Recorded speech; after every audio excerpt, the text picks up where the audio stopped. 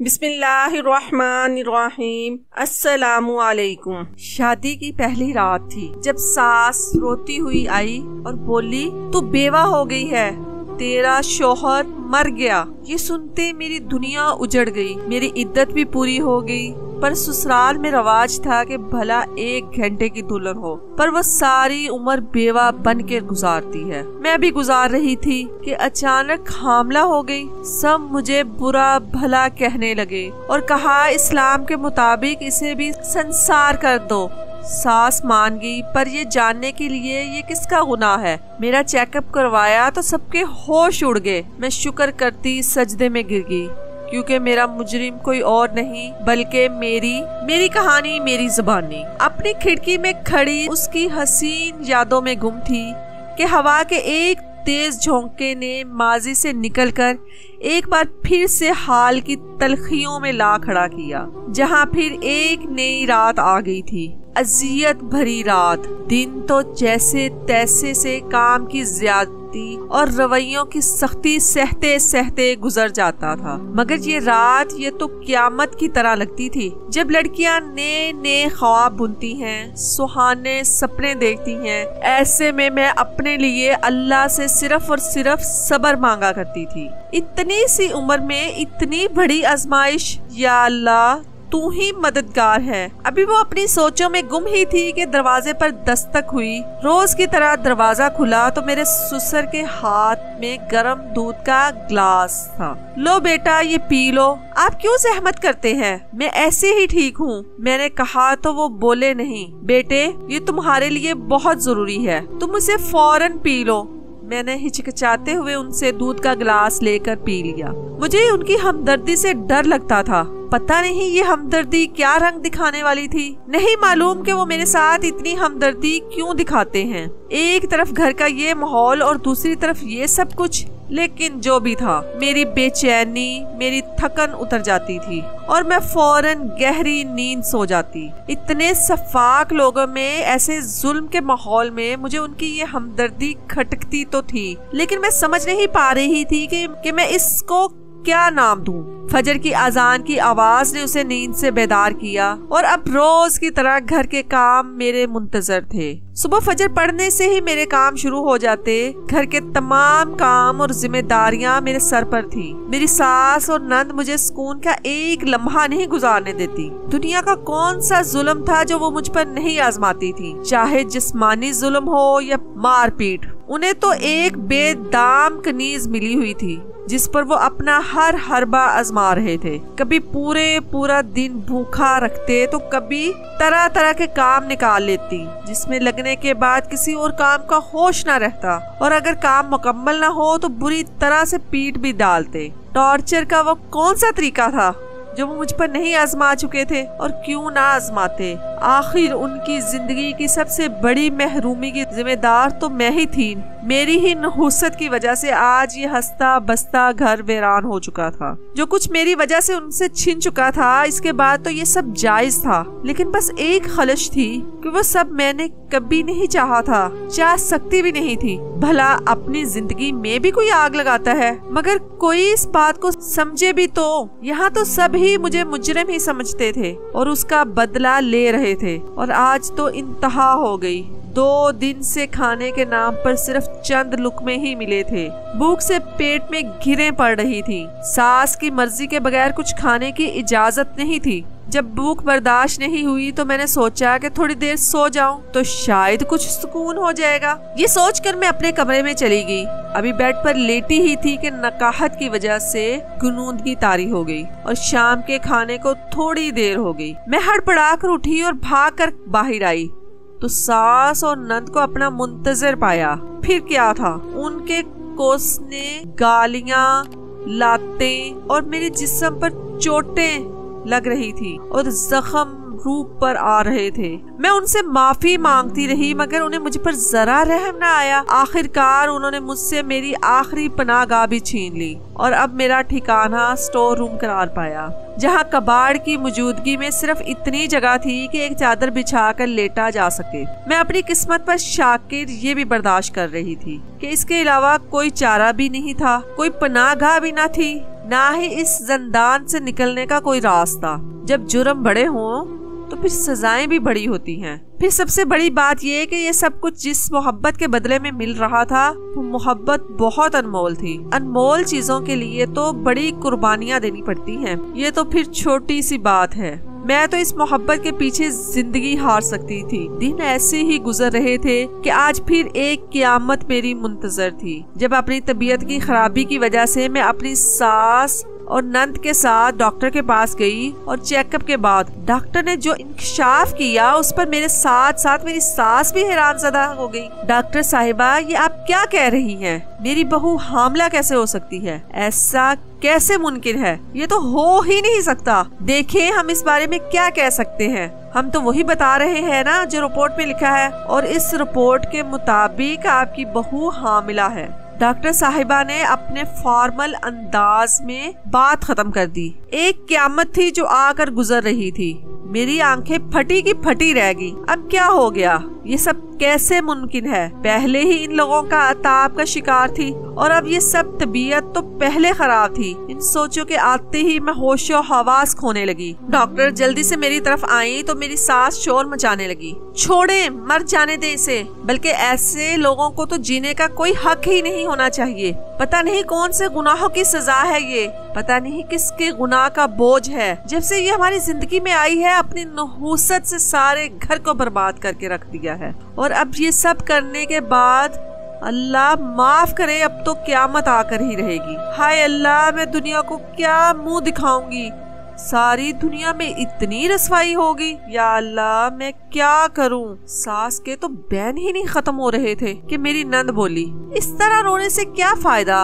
अभी इसे लेकर घर चलते हैं, वहाँ जाकर देखते हैं कि आगे क्या करना है। यहाँ तमाशा लगाने से अपनी ही इज्जत खराब होगी। फिर वो मुझे लेकर घर आ गए। हुआ कुछ यूँ था कि स्टोर में करवट बदलते बदलते उसे नींद नहीं आ रही थी। एक तो भूख, फिर तन्हाई। वो बेचैनी से रात गुजरने का इंतजार कर रही थी कि अचानक दरवाजे पर फिर वही मखसूस दस्तक हुई। सो वो बहुत हैरान हुई कि ये यहाँ भी। उसने उठकर दरवाजा खोला तो सामने उसके ससुर हाथ में दूध का ग्लास लिए खड़े थे। आप क्यों जहमत करते हैं? अपने हिस्से का दूध मुझे क्यों दे जाते हैं?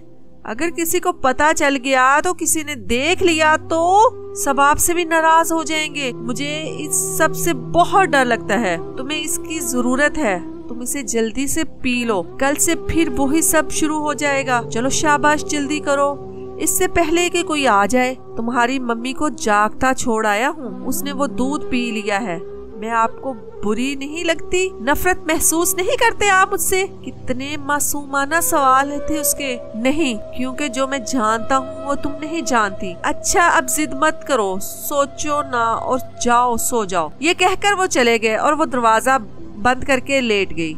चंद ही लम्हों में वो गहरी नींद में जा चुकी थी, अगले इम्तिहान से बेखबर। सुबह उसकी आंख शोर की आवाज से खुली। जब वो बाहर आई तो उसकी नंद सास से उसकी शिकायत लगा रही थी कि रात को उसके ससुर उसके पास जाते हैं। सास ये सुनकर बिफरी हुई शेरनी की तरह उस पर चढ़ दौड़ी। अरे बदजात औरत, किसी को तो छोड़ दे। पहले मेरे बेटे को फांसा और फिर मुझसे छीन लिया, और अब मेरा शोहर हथिया रही है। अरे कुछ तो शर्म कर, बाप की जगह है वो तेरे। इल्जामात थे कि बर्छे जो रूह के आर पार हो रहे थे। वो लाख मना कर रही थी, मगर था कौन यकीन करने वाला? जो यकीन करता वो तो मुंह मोड़ गया। ये सब सहने के लिए उसे तन्हा छोड़ गया। अब तो इस तरह के इल्जामात रोज की बात थी। भूख, जहनी अजियत और जुल्म की वजह से उसकी तबीयत खराब रहने लगी थी। उसे रात से बुखार था। उस पर पूरे घर की कपड़े, चादरें, पर्दे धोने के बाद वो उन्हें फैलाने छत पर गई तो चिकरा कर बेहोश हो गई। डॉक्टर को दिखाया तो उसने कुछ टेस्ट लिख दिए।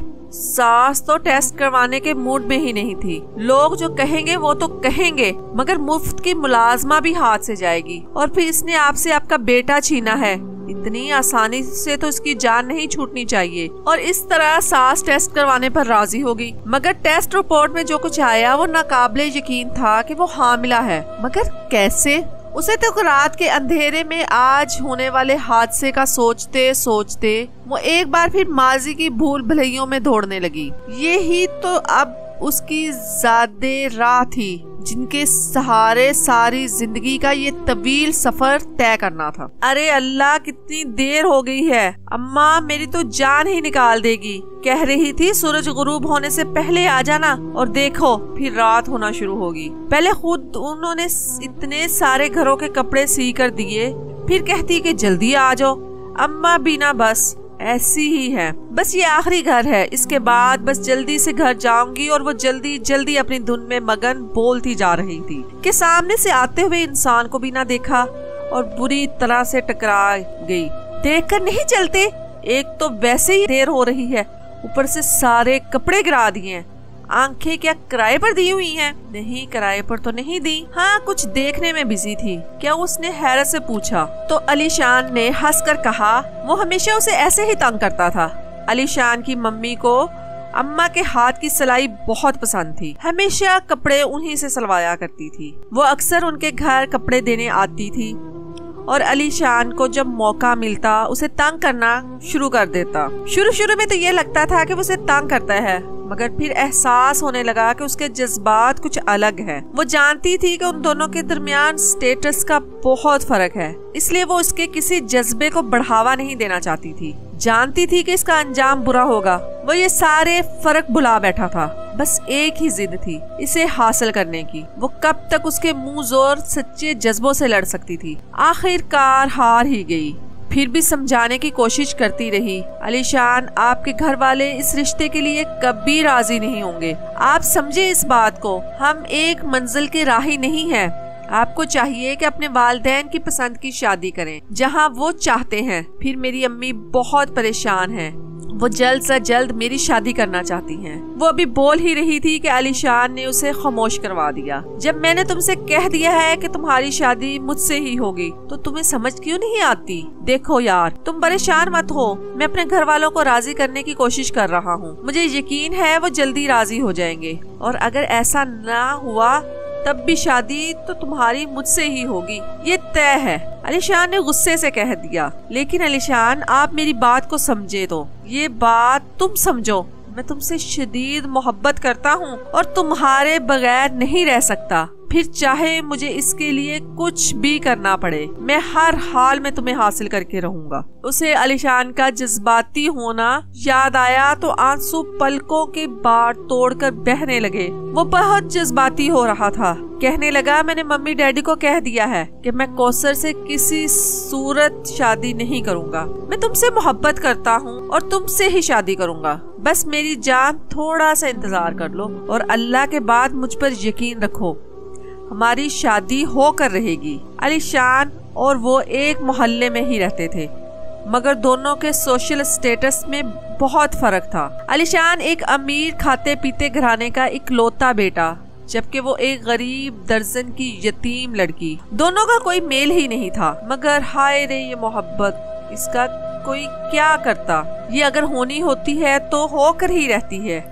इन दोनों को भी हो गई, वो भी इतनी शदीद कि एक दूसरे के बगैर रहना भी मुश्किल था। हालांकि वो समझती थी कि ये मेल मुमकिन नहीं है। भला कभी रेशम में भी टाट के पैबंद लगे हैं? हमारा मुआशरा इस्लाम के बराबरी मसावात के असूलों का प्रचार करने के बावजूद इस पर चलने से कासिर है, और यही हमारे माशरे की बदसूरती है। लेकिन अलीशान की अपनी जिद, वो अपनी जिद का पक्का था। उसने नामुमकिन को मुमकिन कर दिखाया। वो उसके लिए सबसे लड़ गया। आखिरकार वो दिन ही आ ही गया जब अलीशान अपनी मम्मी पापा के साथ उसका रिश्ता मांगने उसके घर आया था। उनके साथ उसकी कजन भी थी जो उन्हें के साथ रहती थी। उसका अंदाज बहुत अजीब सा था। वो मुझसे बहुत हंस के बात कर रही थी, मगर उसके अंदाज में बहुत ज्यादा हकारत थी। मुझे समझ नहीं आ रहा था कि ये सब अचानक क्या हो रहा है। वो लोग अम्मा के पास बैठे बातें कर रहे थे। मैं चाय और दूसरे लवाजमात के लिए किचन में आ गई। अलीशान भी मेरे पीछे आ गए। वो बहुत खुश थे। वो मेरे साथ ऐसे काम करवा रहे थे जैसे ये उनका अपना घर है। हालांकि हमारे घर में और उनके घर में बहुत फर्क था। वो एक अमीर घराने के चश्मो चिराग थे और मैं एक 2 कमरे के छोटे से घर में रहती थी। हमारा इलाका बहुत बड़ा नहीं था, मगर हाँ हमारे यहाँ पंचायत सिस्टम था। अमीरी गरीबी का फर्क बहुत ज्यादा था। ऐसे में हमारी शादी होना एक अनोखी बात थी, क्योंकि मेरी अम्मा मुझसे बहुत मोहब्बत करती थी और उन्होंने गुर्बत के बावजूद मेरी हर ख्वाहिश पूरी करने की कोशिश की। मुझे मैट्रिक तक तालीम भी दिलवाई और अब मेरी पसंद समझकर इस रिश्ते के लिए हाँ भी कर दी। मगर अम्मा ने कहा कि उन्हें अपनी तबीयत की वजह से शादी जल्दी करनी है, जबकि मेरी सास ये नहीं चाहती थी। मगर यहाँ भी आलिशान ने अपनी बात मनवा ली। इतनी मोहब्बत मिलने पर मैं खुद को हवाओं में उड़ता महसूस कर रही थी। जिंदगी से शिकवे तो पहले भी ना थे, मगर अब तो जिंदगी खूबसूरत लगने लगी। 1 महीने बाद हमारी शादी तय पाई। दिन पर लगाकर उड़ रहे थे। आलिशान ने अम्मा से कह दिया कि उन्हें जहेज में सिर्फ उनकी बेटी चाहिए, जबकि खुद उन्होंने हक महर में जेवर, पैसा, घर के अलावा जहेज का सारा सामान भी देने का कहा। उनका कहना था कि मैं तो तुम्हारा ही हूँ, मेरा सब कुछ भी तुम्हारा है। मैं उनकी दीवानगी देख देख कर हैरत ज़दा थी। कोई मुझे इतना भी चाह सकता है? मेरे तो पाँव ही जमीन पर नहीं टिक रहे थे। अल्लाह अल्लाह करके शादी का दिन आ पहुंचा। आज तो आलिशान के रंग ही निराले थे। बात बात पर कहके लगाते हुए बहुत हसीन लग रहे थे। मुझे भी आज उन्होंने इलाके के अच्छे पार्लर से तैयार करवाया। लोग कह रहे थे कि दोनों की चांद सूरज की जोड़ी है। निकाह पर मैं अम्मा से लगकर बहुत रोई, कभी उनके बगैर रही नहीं थी। और अब इतनी जल्दी अलग होना, मगर ये तो दस्तूरे दुनिया। बेटियां रुखसत हो जाती हैं और मैं भी रुखसत होकर आलिशान के घर आ गई। कुछ रस्मों के बाद मुझे आलिशान के कमरे में भेज दिया। मैं बहुत डर रही थी। आलिशान की मोहब्बत से उनकी सारी दुनिया को भूलकर टिकटिकी बांधकर देखने से जैसे आंखों में बसा लेना चाहते हो। मेरे हाथ पांव ठंडे पड़ रहे थे। मुझे बैठे हुए कई घंटे हो गए, मगर आलिशान नहीं आए। अब तो कमर भी अकड़ने लगी कि अचानक कमरे का दरवाजा खुला और मेरी सास रोती धोती हुई आई और मुझे मारने लगी। खा गई मेरे बच्चे को डाइन, मर गया मेरा लाडला मनहूस। मैं तो उससे अचानक पड़ने वाली अफ्ताद पर हैरानो परेशान थी कि सास के मुंह से ये अल्फाज सुनकर होश ही उड़ गए। ये कैसे मुमकिन है कि अभी तो दुनिया बसी ही नहीं थी कि जिंदगी उजड़ गई। मेरे होश ही गुम हो गए और मैं चकरा कर गिर गई और बेहोश हो गई। जब होश आया तो उजड़ चुकी थी। बाद में लोगों से पता चला कि ऊपर अपने कमरे की तरफ आते हुए सीढ़ियों पर चक्कर आते हुए गिरे और सर फटने की वजह से मौत वाक़या हो गई। मैं हैरान थी, इतनी मामूली सी चोट से कोई कैसे मर सकता है, मगर वो मर चुका था। मेरी दुनिया वीरान हो चुकी थी। सोइम के बाद जब अम्मा मुझे अपने साथ घर ले जाने लगी तो मेरी सास बोली कि मैं अपनी इद्दत यहीं गुजारूं और हमारे यहाँ बेवा सारी जिंदगी ससुराल में ही रहती है और अब चाहे जैसा भी है उसे यहीं रहना है। अम्मा चुपचाप खाली हाथ चली गई, मगर इस सदमे ने उन्हें जीने ना दिया और अगले ही हफ्ते उनका भी इंतकाल हो गया। पर पे दर पे सदमात ने मुझसे जीने की उमंग छीन ली और अब मैं जीती भी तो किसके लिए? आलिशान और अम्मा जिंदगी के 2 ही तो महवर थे और दोनों ही छीन चुके थे। मानो मेरी तो जिंदगी खत्म हो चुकी थी। बस सांसें बची थी जो ससुराल वालों के रहमो करम पर थी। ससुरालियों का रवैया रोज बरोज खराब से खराब तर होता जा रहा था। माजी की यादों से छुटकारा पाना तो नामुमकिन, लेकिन ये मुस्तकबिल के अंदेशे भी उसे जीने नहीं दे रहे थे। उसके हामला होने की खबर जंगल में आग की तरह फैल रही थी। जो सुनता था वो हैरत ज़दा रह जाता और उस पर लान तान करने लग जाता। हर कोई उसे ही कसूरवार समझता था। घर में आने वाली खवातीन अजीब अजीब नजरों से उसे देखती। सबकी नजरों में कसूरवार वही थी। मर्दों ने अपनी खवातीन को उससे दूर रहने का कहना शुरू कर दिया। वो ऐसे ही हो गई जैसे कोई कोढ़ की मरीज जिससे सबको बचाया जा रहा हो। सास ने पहले ही जीना मुश्किल किया हुआ था, अब तो ऐसा लगता था कि मरना भी मुश्किल हो गया है। और हकीकत भी यही थी कि मरना भी अब तो बहुत मुश्किल था, क्योंकि ये बात पंचायत में पहुंच चुकी थी और वहां पर उसकी किस्मत का क्या फैसला होना था वो अच्छी तरह जानती थी कि क्या फैसला होगा। मगर उसका ज़मीर मुतमईन था। वो जानती थी कि उसने कोई गुनाह नहीं किया, मगर उसकी रिपोर्ट का क्या करे जो चीख चीख कर उसको गुनाहगार साबित कर रही थी। इस शिद्दत से उस बेवफा की याद आई जिसने अपने नाम का तावीज़ तो उसके गले में डाल दिया, मगर वफा निभाना उसे याद ना रहा। और इस तरह बेवफाई कर गया कि वो उसे कोई इल्जाम भी न दे सकी। मोहब्बत के बड़े बड़े दावे करने वाला और सारी जिंदगी कभी साथ न छोड़ने का यकीन दिलाकर लाने वाला किस तरीके से तन्हा कर गया। वो तो शिकायत भी नहीं कर सकी कि उसे तो आज तक यकीन ही नहीं आया कि वो उससे बेवफाई कर गया। जालिम दुनिया में लड़ने के लिए तन्हा छोड़ गया और वो शिकवा करती भी तो किससे करती? कौन था उसका सगा जो उसकी बात सुनता और यकीन करता सवाए अल्लाह के? तो बस अल्लाह के सामने ही वो रो रो कर अपनी मदद की दरख्वास्त कर रही थी। जब से आई थी रोए जा रही थी। अल्लाह से हर अपना दुख बयान करती कि अल्लाह ताला आप तो जानते हैं, हर बात से बाखबर है कि मैंने कोई ऐसा काम नहीं किया जो काबिले गिरफ्त हो। आप तो समीउल बसीर है, आलिमुल गायब है, सब जानते हैं। मैं आपकी बंदी हूँ, मेरा आपके सिवा कोई नहीं है। आपने मदद ना की तो कोई मददगार ना होगा। या अल्लाह अपनी इस बंदी को तन्हा ना छोड़। अभी वो दुआ मांग रही थी कि उसकी नंद चिंगड़ाती हुई आई और बाल पकड़कर उसको उठाया। यहाँ नवाबजादी आराम कर रही है और काम उनके बाप के नौकर करेंगे। चल उठ, बहुत कर लिया आराम, घर का काम कर, खाना बना, इतने सारे लोग आए हैं, तुझे कुछ एहसास है?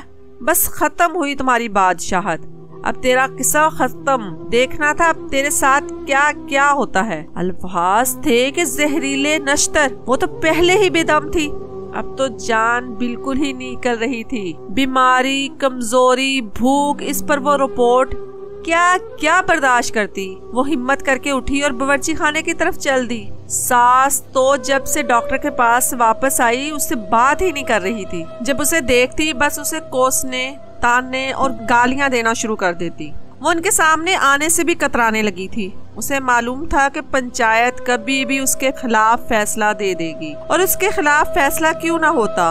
उसके पास अपने हक में ना तो कोई गवाह था न सबूत। फैसला तो उसके खिलाफ होना ही था और वो हो भी गया। दूसरे दिन रवाज और कानून के मुताबिक संसार करने का हुक्म दिया गया, लेकिन साथ ही अल्लाह ताला ने इनके दिलों में रहम भी डाल दिया। ये एक मौजज़ा ही था। जब ही पंचायत के सरबराह ने कहा कि ये अकेली गुनाहगार नहीं होगी, इसके साथ जो शरीके गुनाह है इसे भी ढूंढकर संसार किया जाए। इसके लिए पहले इसकी मेडिकल जांच करवाई जाए ताकि पता चल सके कि ये किसका बच्चा है, और जो लोग शक के दायरे में आ रहे हैं उनके भी मेडिकल जांच करवाई जाए ताकि असल मुजरिम तक पहुंचा जा सके। उन्होंने कहा कि मेडिकल किसी गैर जानबदार जगह से करवाया जाए ताकि सच सबके सामने आ सके। कि इंसाफ करना बहुत मुश्किल काम है, और जैसा कि सब जानते हैं इस लड़की के आगे पीछे कोई नहीं, तो हम नहीं चाहते कि इसके साथ कुछ भी ऐसा करे कि बाद में हमारे लिए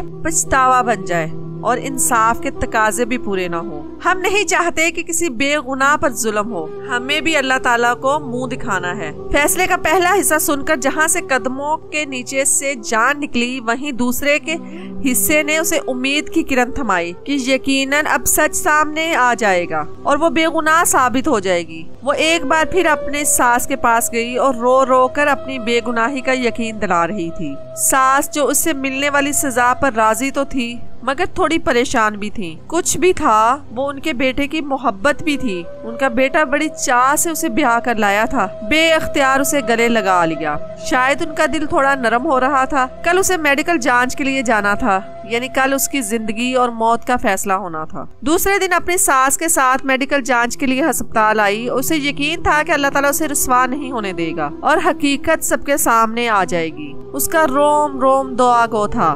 मौत बरहक है, मगर उस जिल्लत की मौत के लिए वो राजी नहीं थी। पंचायत के भी कुछ लोग साथ थे ताकि सही बात सामने आ सके। कुछ देर बाद जब डॉक्टर साहिबा से लेकर रिपोर्ट के साथ कमरे में दाखिल हुई, उन्होंने बताया कि आपकी बहू हामला तो क्या, इसे तो आज तक किसी मर्द ने छुआ तक नहीं, ये तो बिल्कुल कवारी है।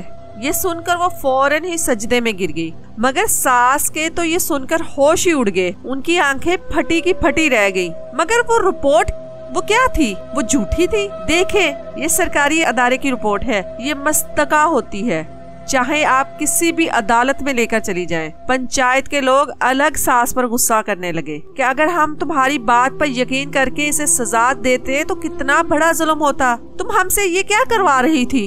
झूठी रिपोर्ट दिखाकर तुम्हें इसकी सजा भुगतनी पड़ेगी। वो सब सास पर गुस्सा करने लगे, मगर सास सुन होकर रह गई। वो तो गुमसुम सी बैठी रह गई।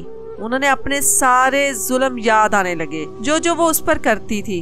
वो बेतहाशा रोने लगी। फिर उसने ही उन्हें उठाया और वो उसकी मोहब्बत की माँ थी। चले मम्मी, घर चलें। सास ने शर्मिंदगी से उसे देखते हुए कहा, मैं तो तुमसे माफी मांगने की काबिल नहीं हूँ, मगर मुझे समझ नहीं आ रहा कि कोई झूठी रिपोर्ट क्यों देगा। इसके लिए पंचायत ने कहा कि इस डॉक्टर को भी इस तफ्तीश में शामिल किया जाएगा जिसने ये झूठी रिपोर्ट दी, ताकि सच सबके सामने आ जाए। मगर एक बहुत बड़ा सच तो घर पर भी उनका मुंतजर था। जब वो दोनों पंचायत के लोगों के साथ घर पहुंचे तो घर का सेहन बरामदा खाली पड़ा था। तो उसकी नंद के कमरे से चीखने चिल्लाने की आवाजें आ रही थी। वो सब हैरान होकर कमरे की तरफ गए जहाँ से उसकी नंद की आवाज आ रही थी। कौन बताएगा उन्हें सच? आप बताएंगे कैसे? मैं आपको जिंदा रहने दूंगी तभी बताएंगे ना। हाँ, मार दूंगी मैं आपको, जैसे आलिशान को मार दिया, दूध में जहर देकर।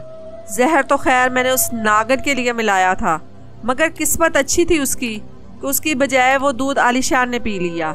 जब वो सीढ़ियों से ऊपर गया तो उसे चक्कर आ गए और वह गिरकर मर गया। मैंने बड़ी मुश्किल से अपनी चीख रोकी और सास को ऐसे लग रहा था कि सांप सूंघ गया। मेरी नंद ने एक बार फिर जहर उगला। देखा कैसी जिंदगी अजाब बनाई मैंने उसकी। आलिशान अगर मेरा नहीं हो सका तो उसे भी नहीं मिला। हा हा हा हा। वो पागलों की तरह हंसे जा रही थी। आप जानते नहीं मुझे? हा हा हा हा हा। और वो मैं ही थी जिसने खाला के कान भर कर उसे उसकी माँ के साथ जाने से रोका। क्यों न रोकती? वो आलिशान उसकी मोहब्बत में पागल जो हो गया था। अपने हिस्से की तमाम जायदाद ही उसके नाम लिख दी, हत्ता कि ये घर भी सब उसे मिल जाता और मैं खाली हाथ रह जाती। तो मैंने ऐसा नहीं होने दिया और घर की मालकिन को घर की मुलाजमा बना दिया। और सबसे अहम, वो प्रेगनेंसी की झूठी रिपोर्ट, वो भी मैंने ही डॉक्टर को पैसे देकर बनवाई थी। बुरी लगने लगी थी वो मुझे। इस घर में चलती फिरती मैं उसे आपके साथ स्कैंडल लाइंस करना चाहती थी। देखा था मैं आपको छुपके छुपके से उस रात अपने हिस्से का दूध देते हुए। बड़ी हमदर्दी हो रही थी ना आपको उससे। मुझे पता चल गया था कि आप मुझ पर शक करने लगे हैं, मगर आपके पास कोई सबूत नहीं। जब ही मैंने सोच लिया था कि इसे मरवा कर आपको भी बेबस कर दूंगी। बस ये पंचायत के फैसले ने गड़बड़ कर दी। खैर, मुझ तक तो वो फिर भी नहीं पहुंच सकते, क्योंकि मैं आपको भी मार दूंगी। और डॉक्टर, इससे तो सारी डील ही किसी दूसरे से करवाई थी जिसे वो जानती भी नहीं है। जब ही पंचायत के सरबराह कमरे में दाखिल होते हुए बोले, लेकिन तुम जानती नहीं हो, अल्लाह ताला किसी के साथ जुल्म नहीं करने देते। उसकी लाठी बेआवाज है और जब वो उसकी चाल के आगे हम इंसानों की क्या औकात है। देखो, उसने सब कुछ खुद तुम्हारे मुंह से कहलवा दिया। पंचायत के सामने जहाँ गवाह भी हैं और सजा देने का अख्तियार भी। और फिर मेडिकल जांच ने तो सारा पोल ही खोल दिया है। अंक अफ्ताद पर तो कौसर फटी हुई आंखों के साथ उन्हें देखने लगी, मगर अब क्या हो सकता था। सारा खेल उसके हाथों से निकल गया। मेरी सास ये सब सुनकर उसकी तरफ बढ़ी और बेतहाशा मारने लगी। अरे बदबख्त, मैंने तुझे अपनी औलाद से बढ़कर चाहा, कभी अपनी भांजी नहीं समझा, हमेशा इस घर का फर्ज जाना। हाँ, मेरी ख्वाहिश थी कि तू मेरी बहू बने, पर जब आलिशान को ही नहीं पसंद थी तो क्या करती। अरे शादी ब्याह तो किस्मत के खेल है, ये तो रब सोना तय करता है। तू सब्र नहीं कर सकती थी? नहीं था वो तेरी किस्मत में तो तूने हसद में उसे मार ही दिया। अरे मेरी ही गोद उजाड़ दी। इस मजलूम पर इतना जुल्म करवाया, मैं इसका कैसे सामना करूंगी, कैसे माफी मांगूंगी जिसे मेरे बेटे ने इतना चाहा। मैंने उसके साथ क्या क्या किया। हाय अल्लाह, मेरा आलिशान तो मुझे कभी माफ नहीं करेगा। ये तो तूने क्या किया, मैं तुझे कभी माफ नहीं करूंगी। और फिर वो रोते रोते बेहोश हो गई। और अब तो ये रोना सारी जिंदगी का था। अपनों के दिए हुए जख्म बहुत तकलीफ देते हैं। पंचायत के लोग कौसर को अपने साथ ले गए। सजा दिलवाने के लिए मेरे ससुर मेरे पास आए और सर पर हाथ रखकर कहा कि अपनी मम्मी को माफ कर दे देना। उसने ये सब जानबूझकर नहीं किया, वो दिल की बुरी नहीं है। और मैंने सोचा कि माफ करना इतना आसान है क्या। लेकिन फिर ख्याल आया कि ये मेरी आलीशान के माँ बाप हैं जो मुझे मलका बना कर लाया, जिसने मुझसे बेगर्ज मोहब्बत की, और बेगर्ज मोहब्बत तो नसीब वालों को मिलती है, तो मैं उस मोहब्बत के वालिदैन से कैसे कुछ बुरा कर सकती हूँ।